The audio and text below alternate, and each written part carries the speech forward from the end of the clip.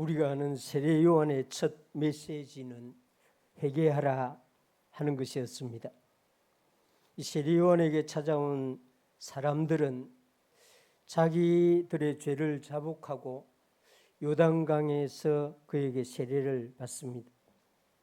이 세례 요한은 바리새인과 사두개인들에게는 회개에 합당한 열매를 맺으라고 말합니다. 예수님도 바로 그 세례 요한의 뒤를 따라서 나와서 이 복음 사역을 전파하면서 세례 요한이 제일 먼저 선포했던 주제와 꼭 같은 회개하라 하는 말씀을 선포합니다. 예수님의 제자들 오순절날 성령 세례를 받고 공식적으로 처음으로 설교를 한 베드로도 사람들에게 회개하여 각각 예수의 이름으로 세례를 받고 제사함을 받으라 이렇게 말씀합니다. 오늘 우리가 읽은 이 본문은 바울이 아데네에서 사람들에게 복음을 전한 내용 중에 한 부분입니다.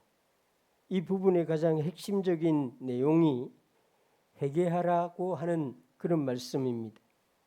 바울은 이제는 어디든지 사람에게 다 명하사 회개하라 하셨으니 이렇게 말합니다. 예루살렘뿐만 아니라 아덴 사람들도 회개해야 하고 유대인뿐만 아니라 헬라인들도 다 회개해야 한다 하는 메시지를 전하고 있습니다.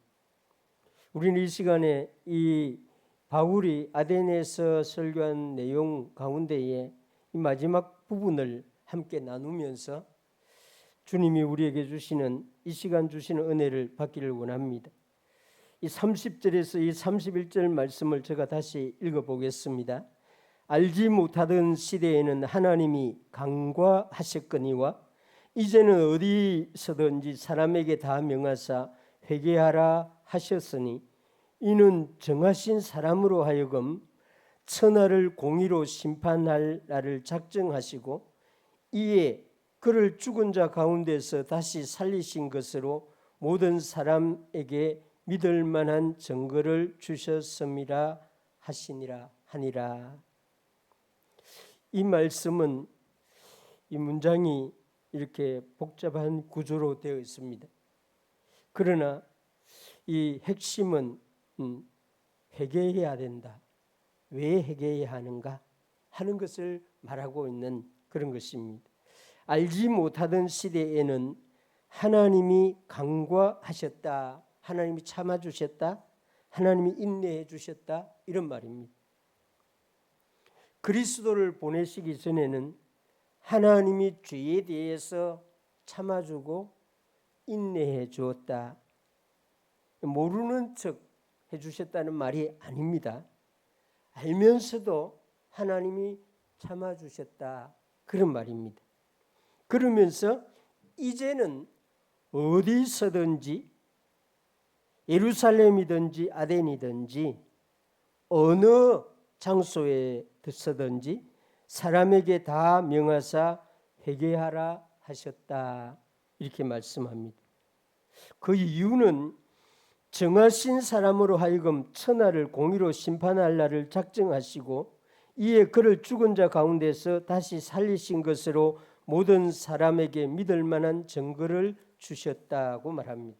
회개해야 할 이유를 두 가지를 말하는데 하나는 하나님이 정한 사람, 그분이 공의로 심판할 날을 하나님이 정했다고 말합니다. 하나님이 정한 사람은 그리스도 예수님을 말합니다. 바울은 그리스도 예수님이 하나님이 보내신 구원자이면서 심판자로 오셨다고 분명하게 말하고 있습니다. 죄와 악에 대해서 심판하실 분으로 그리스도께서 오신 것이죠. 그리스도의 심판 앞에 죄 용서를 받을 기회를 제공하는데 그것이 회개라고 하는 것입니다. 예수님만이 공의로 심판하실 수 있는 분이죠. 이 세상의 어떤 재판관도, 이 세상의 어떤 사람도 완전하게 공의로운 재판을 할 수가 없습니다. 우리나라 같이 민주주의가 그래도 좀 성숙한 나라이지만은 그래도 우리가 재판하는 재판 결과를 이 신문에서 보면 공의롭지 못하다 이렇게 생각하지 않습니까? 대부분의 나라는 다 우리나라보다 훨씬 더 심합니다. 근데 예수님은 완전하게 완벽하게 공의롭게 심판하실 분인데 그분이 심판할 날을 정했다고 말합니다. 그래서 그 전에 이 죄 문제를 회개함으로 해결을 받아야 된다는 것이죠. 회개해야 되는 두 번째 이유는 모든 사람에게 이제 믿을 만한 증거를 주셨기 때문이다라고 이렇게 말합니다. 그리스도 예수님의 십자가의 죽으심, 그 죽은 자 가운데서 살아나신 부활, 이것은 우리가 회개할 수 있는 그런 확실하고도 분명한 증거로 주신 것이다 하는 말입니다. 약간 어려운 말입니다만은 그렇습니다. 우리 죄를 용서받을 수 있는 무엇인가가 있다고 하면은 우리는 그것을 찾아가고 그것을 의지하고 그것에 기대게 되겠죠. 만약 우리가 지은 죄를 우리 스스로 어떤 선한 일을 하면 용서를 받을 수 있다고 하면 우리는 선한 일을 하려고 할 것입니다. 죄의 값을 우리가 지은 죄의 값을 우리가 덕을 쌓아가지고 그것을 값으로 지불해서 제 문제가 해결된다고 하면 우리는 덕을 쌓으려고 할 것입니다. 그러나 우리가 하나님께 지은 죄, 그 값은 우리가 갚을 수가 없습니다. 이것은 우리 양심이 너무나 잘 알고 있는 사실입니다. 만약 우리가 선을 행하여 우리 죄의 값을 갚을 수 있다면 회개할 필요도 없고 선을 행할 필요도 없지요. 조용하게 선을 행하면 됩니다. 그런 일을 불가능하기 때문에 지금 회개하라고 말하는 것입니다. 감사하게도 우리가 회개할 때에 용서받을 수 있도록 예수님이 십자가에 죽어주셨고 예수님이 부활하셨다는 것입니다. 그래서 이 증거를 우리에게 주셨으니 이제는 회개하라고 말하는 것입니다.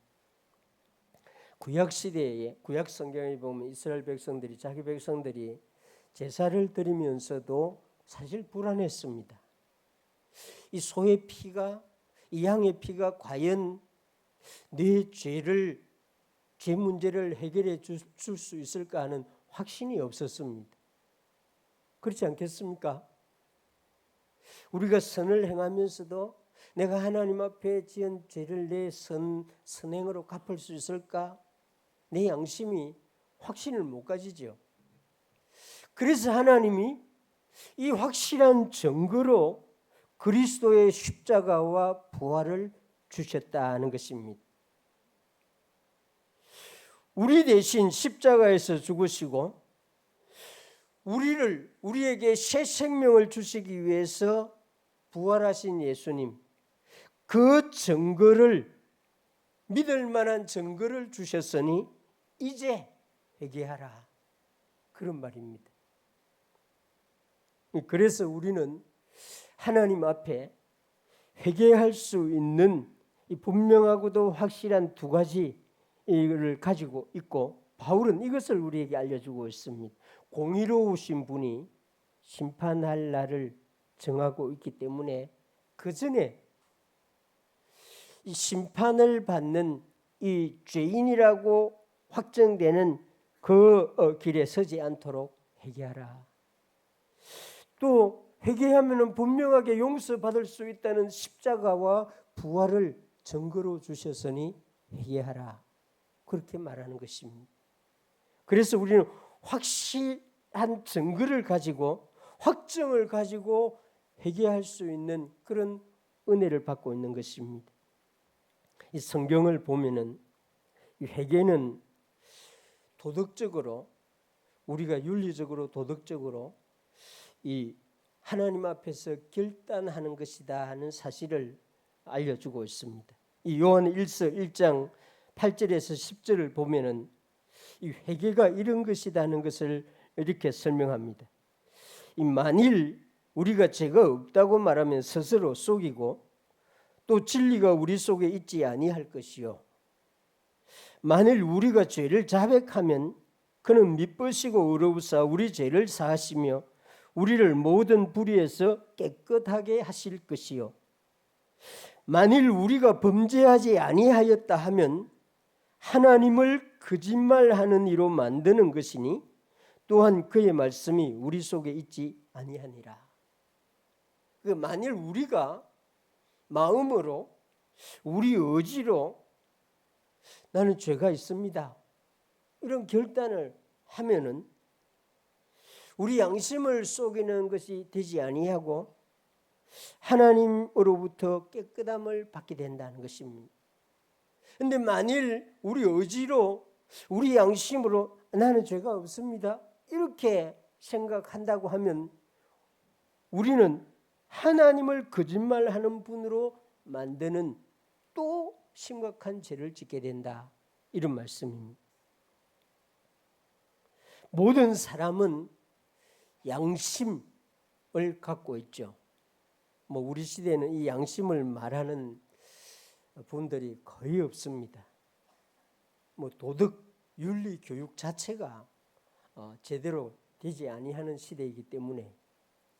그런데 감사하게도 우리 이 한국에 이 양심을 말하는 그런 교수님이 있습니다. 은퇴한 교수님인데 정말 이 양심을 사람의 양심을 이렇게 설명해 주고 있는 그런 교수님이 있는 것 같습니다. 이 양심은 우리 양심은 누구도 알지 못하는 자기 자신을 알고 있습니다. 우리가 하나님께 죄인이 아니라고 생각하거나 말한다고 하면은 자기 양심을 속이는 것이다. 이렇게 말합니다. 내가 하나님께 죄인이 아니라고 말하게 된다고 하면은 그런 생각을 갖게 된다고 하면은 하나님을 거짓말하는 이로 만드는 것이 된다. 그 양심이 자기 양심이 얼마나 고통스럽겠습니까? 하나님은 모든 사람이 죄인이라고 말하고 있습니다. 성경은. 그런데 나는 죄를 범하지 아니했다고 하게 되면은 자기 양심을 속일 뿐만 아니라 하나님을 거짓말하는 이 성경이 거짓말이라고 하는 말을 하게 된다는 것입니다. 예수님이 이 땅에 와서 이 회개 기도하는 사람을 두 사람을 가지고 비유로 설명합니다. 이 두 사람이 기도하러 성전에 올라간 것을 예수님이 이 제자들에게 설명합니다. 한 사람은 바리새인 종교인입니다. 요즘 말로 하면 목사나 장로나 권사나 안수를 받은 집사님이나 이런 사람들입니다. 이 바리새인은 하나님께 자신이 죄를 짓지 아니했다고 기도를 합니다. 금식도 하고 또 성경 율법에서 말하는 대로 소득의 11조도 드린다고 이런 식으로 자랑스럽게 기도를 합니다. 그런데 한 사람 세리는 하나님이여 불쌍히 여겨 주소서 나는 죄인입니다. 이런 기도를 자기는 선한 일을 하지 못했습니다. 이런 기도를 합니다. 바리새인은 자신이 죄가 없다고 기도를 했고 이 세리는 자신이 죄인이라고 고백하는 기도를 했다고 합니다. 근데 예수님은 두 사람 중에 용서를 받은 사람은 세리라고 말합니다.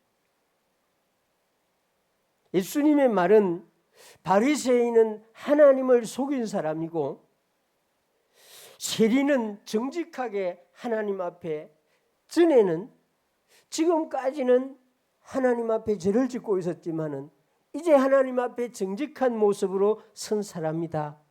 이렇게 말하고 있습니다. 회개는 자기 양심의 그 빛을 받은 성령님이 자기 양심대로 알려주는 것을 자기 의지로 하나님 앞에 정직하게 말하는 것입니다. 어려운 일이 아니죠. 그래서 도덕적으로 자기 마음을 결단해서 하나님 앞에 표현하는 것입니다. 회개는 수치스럽고 부끄러운 일이 아닙니다. 죄를 짓는 일이 부끄러운 일이지요. 비도덕적인 행위가 부끄러운 일이지요. 하나님 앞에 자기 양심대로 자기 의지를 말하는 자체는 정직한 것입니다. 그래서 하나님은 이걸 보고 용서해 주신다는 것입니다. 회개는 참 성경 말씀을 보면은 회개는 하나님의 말씀을 들을 때에 읽을 때에 성령님께서 우리를 각성시켜 주심으로 우리가 하게 되는 그런 일입니다. 오순절날 예루살렘 다락방에서 성령님을 받죠. 그날 성령님이 하나님의 큰 일을 말하도록 사람들에게 선포하도록 합니다. 그때 말하는 사람이나 말을 듣는 사람이나 다 은혜를 받는데 그 은혜는 각성의 은혜였습니다. 그래서 이 말을 들은 사람 그들은 다 마음에 찔림을 받았다고 말합니다. 그러면서 베드로에게 우리가 어찌 했으면 좋겠습니까? 몰랐던 거죠. 어떻게 해야 되는지. 그때 베드로는 회개하라고 말합니다. 양심의 찔림을 받았으니 이제 결단을 해서 도덕적으로 하나님에게 자기 자신을 드러내오라고 말합니다. 이것이 회개이고 사실 이것은 은혜 중에 은혜인 것입니다.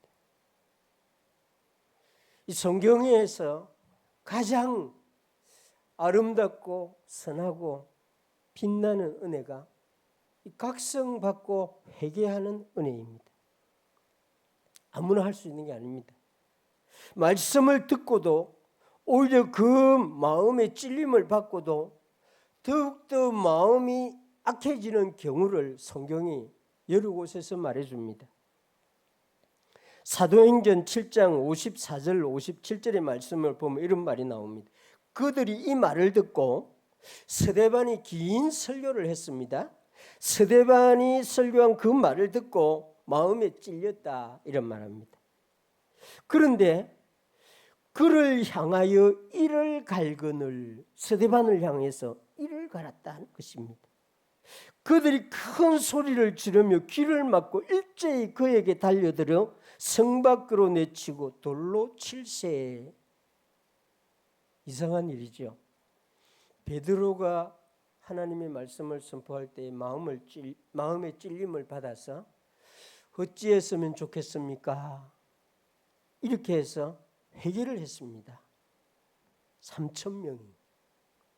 그런데 스데반도 똑같은 말씀을 전했는데 또 그들도 마음의 찔림을 받았는데 이 사람들은 스데반을 향해서 이를 갈고 스데반을 돌로 쳐서 죽이는 일을 합니다. 어떻게 이럴 수가 있습니까? 완전히 두 상반된 일이 일어납니다.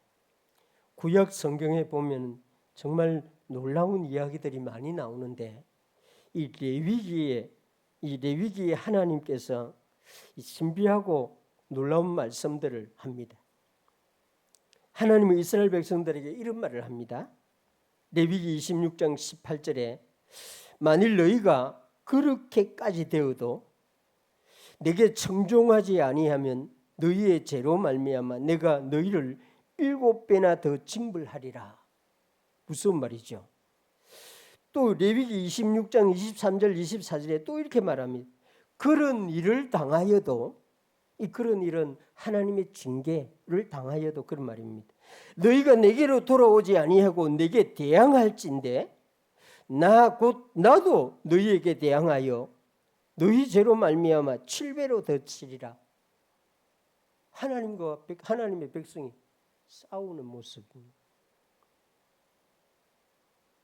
이런 사람들이 있습니다. 하나님의 징벌을 받고도 회개하지 아니하는 사람, 오히려 더 마음이 악하여져서 하나님을 대항하는 사람. 그렇기 때문에 하나님의 말씀을 듣고 각성하고 회개하는 이 일은 정말 큰 은혜가 아닐 수 없습니다. 이 축복 중에 우리는 축복을 눈에 보이는 것만 축복이라 하는데, 실제로 영적인 하나님의 세계, 성경이 말하는 축복 중에 축복은 회개의 축복입니다. 하나님의 경고를 받고 아멘하는 사람, 죄의 지적을 받을 때 즉석에서 회개하는 사람 다윗입니다. 그러니 선지자가 돌아가다가 돌아와서 하나님 당신을 용서했다고 이렇게 말합니다. 축복이 아니고 뭡니까? 그렇습니다. 우리 모두는 이런 은혜를 받는 사람이 되기를 원합니다. 하나님은 레위기에서 이렇게 말합니다. 그들이 나를 거스른 잘못으로 자기의 죄악과 그들의 조상의 죄악을 자복하고 또 그들이 내게 대항함으로 나도 그들에게 대항하여 내가 그들의 원수의 땅으로 끌어갔음을 깨닫고 그 할례받지 아니한 그들의 마음이 낮아져서 그들의 죄악의 형벌을 기쁘게 받으면 내가 야곱과 맺은 내 언약과 이삭과 맺은 내 언약을 기억하며 아브라함과 맺은 내 언약을 기억하고 그 땅을 기억하리라. 하나님은 회개할 때에 하나님의 언약을 기억해서 용서와 회복을 허락해 주신다. 그런 말입니다. 그러니 회개가 축복이 아니고 무엇이겠습니까? 회개는 아무나 할 수 있는 것이 아니고 성령님이 말씀을 통해서 각성해 주실 때에 성령의 은혜를 받을 때 가능한 일인 것입니다. 우리는 이 회개를 억지로 하려고 한다고 해서 되는 일이 절대로 아닙니다. 성령님이 우리에게 주시는 은혜 가운데에 이 중요하고 가장 근본적이고 이것이 은혜가 각성하는 일입니다. 하나님께 하는 회개는 정말 억지로 되는 일이 아닙니다. 여러분들에게 참 말할 수 없는 이 하나님 앞에서 제가 회개하는 내용들은 정말 여러분들에게 말할 수 없는 내용들이 너무 많이 있습니다. 제가 거의 30년 넘도록 하나님이 보여주신 것을 누구에게도 말하지를 못했습니다. 말해야 되는데 말하지를 못했어요. 그 결과까지 하나님께서 확실하게 보여주었는데도 용기도 없고 어떻게 해야 될지도 모르고 침묵하고 있었습니다. 그런데 그것을 거의 하루도 잊은 적은 없습니다. 그 일이 다 이루어졌어요. 이 말씀을 제가 설교 준비하면서 그걸 회개하고 있습니다. 하나님이 그때야 모든 상황이 종결된 후에야 성령님이 각성토록 해주셨기 때문에 그렇습니다. 예수님이 분명하게 말합니다. 그가 보혜사 성령님이 오면은 죄에 대하여 의에 대하여 심판에 대하여 세상을 책망하리라. 성령님은 우리를 도와주시는 분인데 무엇을 도와주는가? 우리 양심을 속이고 우리 안에 숨겨놓은 그것 죄를 보게 하는 그런 것을 도와준다는 것입니다. 성령님이 도와주지 아니하면은 30년이 넘도록 매일 양심의 고통을 받으면서도 각성하지는 못하는 겁니다. 여러분의 목사가 그렇게 살아온 겁니다. 우리는 성령님이 조명해 주실 때, 비춰 주실 때에 어디로 보아야 되느냐? 예수님을 보아야 돼요.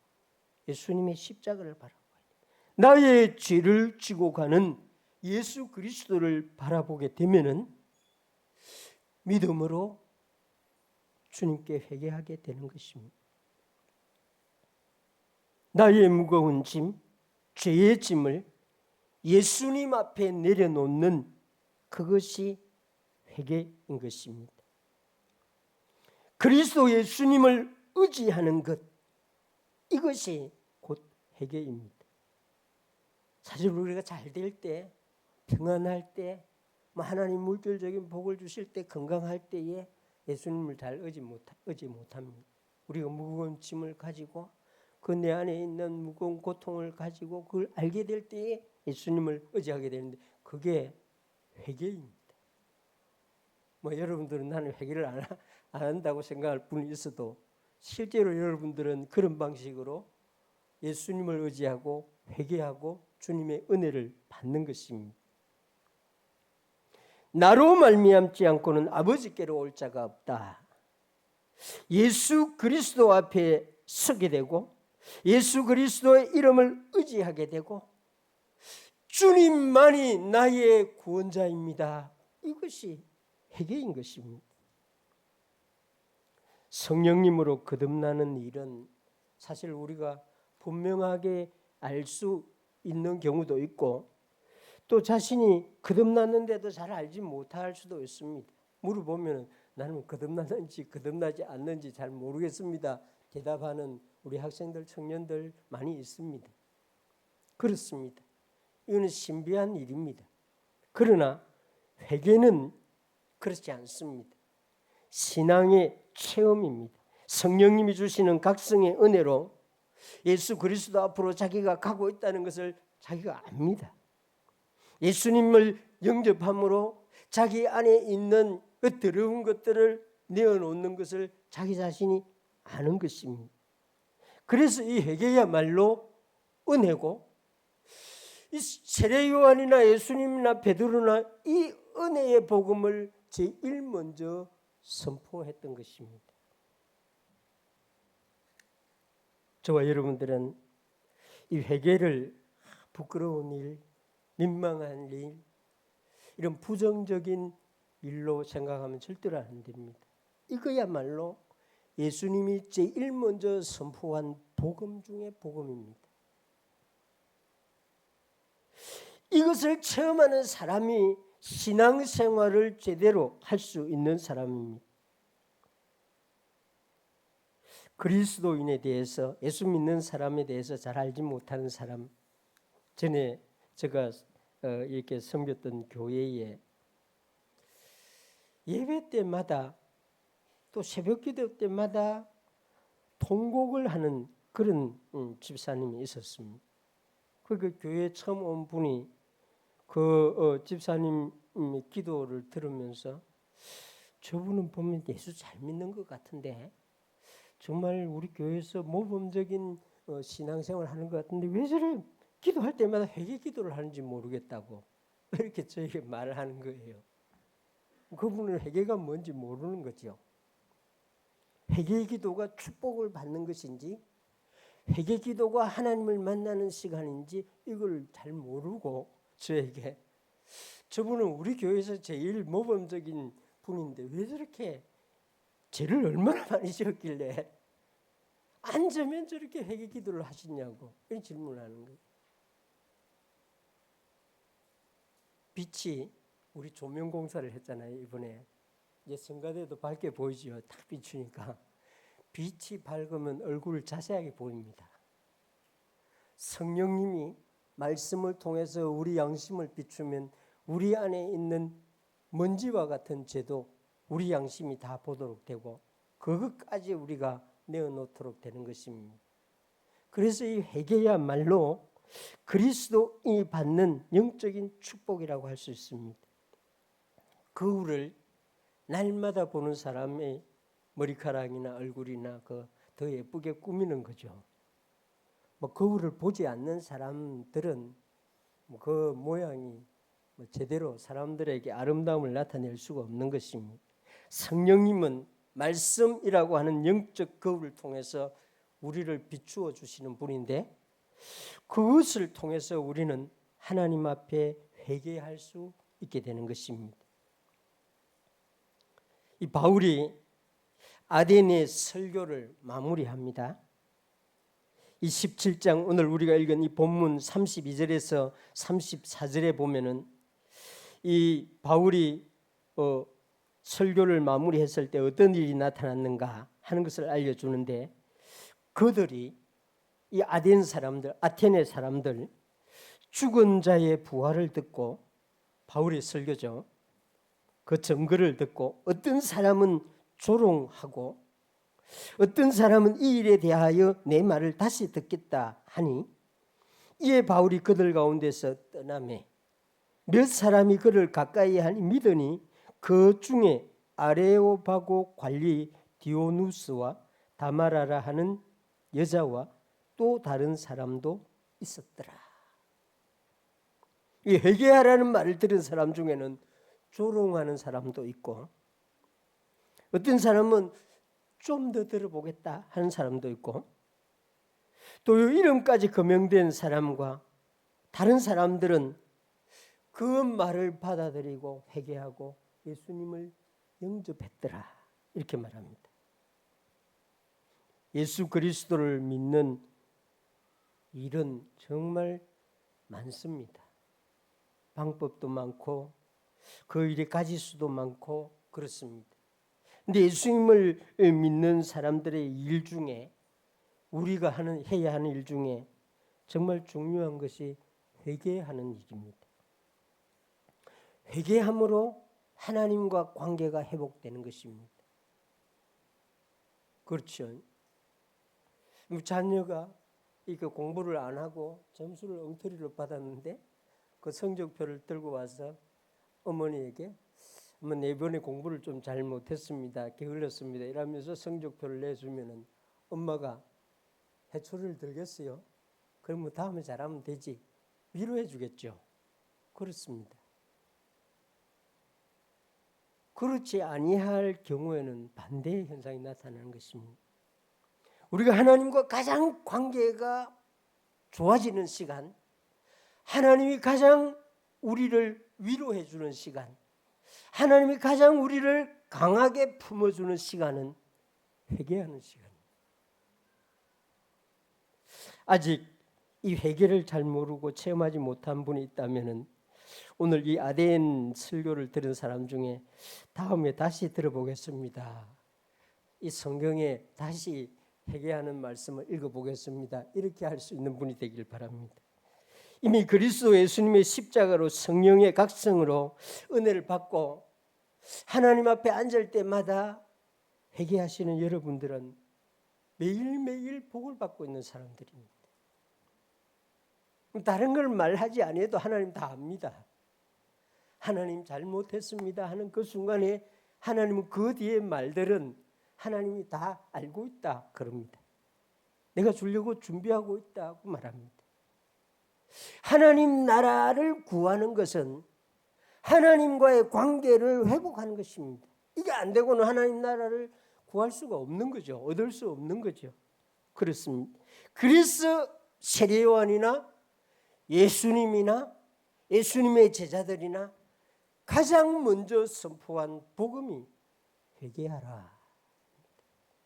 창원시민교회 성도 여러분, 이거 참 쉽지 않은 일입니다.